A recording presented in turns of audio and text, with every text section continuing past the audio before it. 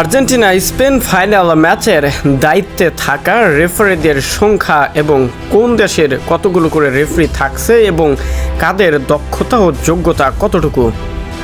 এখন পর্যন্ত রেফারির তালিকায় মোট 6 জন কর্মকর্তা রয়েছেন। এর মধ্যে 3 জন স্লোভেনিয়া, 1 জন জর্ডান, 1 জন জার্মানি এবং 1 জন কলম্বিয়া থেকে এসেছেন। প্রধান রেফারি স্লোভাকো ভিনচেচের জন্য এটি ইতিহাসের প্রথম বিশ্বকাপ ফাইনাল পরিচালনার সুযোগ পাচ্ছে। বিশেষ করে আর্জেন্টিনা এবং স্পেন একটু বেশি অভিজ্ঞতার প্রয়োজন এবং একটু বেশি ইতিহাস হয়ে থাকবে তার জীবনের জন্য। এবার আসা যাক এখন পর্যন্ত কতগুলো করে আন্তর্জাতিক ম্যাচ পরিচালনা করেছেন। বড় টুর্নামেন্ট তাদের অভিজ্ঞতা। স্লোভাকো ভিনচিচ প্রধান রেফারি 2026 বিশ্বকাপ ফাইনাল পরিচালনা করবেন। এর আগে ইউরো 2024 ফাইনাল পরিচালনা করেছিলেন।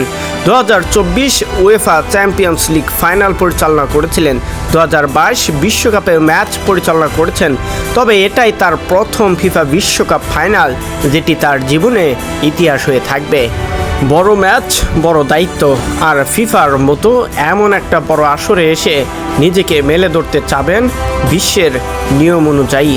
ফিফার আন্তর্জাতিক যে সকল রুলসগুলো রয়েছে সেগুলো নিয়ম মেনেই যেন ফিফা বিশ্বকাপের ফাইনাল ম্যাচ পরিচালনা করতে এবার মাঠে নামছেন। দক্ষতা এবং অভিজ্ঞতাও যে একটু বেশি থাকতে হবে। প্রতিপক্ষ হিসাবে থাকছে যে আর্জেন্টিনা এবং স্পেন, সে বিচারে এই রেফারিগুলো কতগুলো ন্যায় বিচার সম্পন্ন হয় সেটা এখন দেখার বিষয়।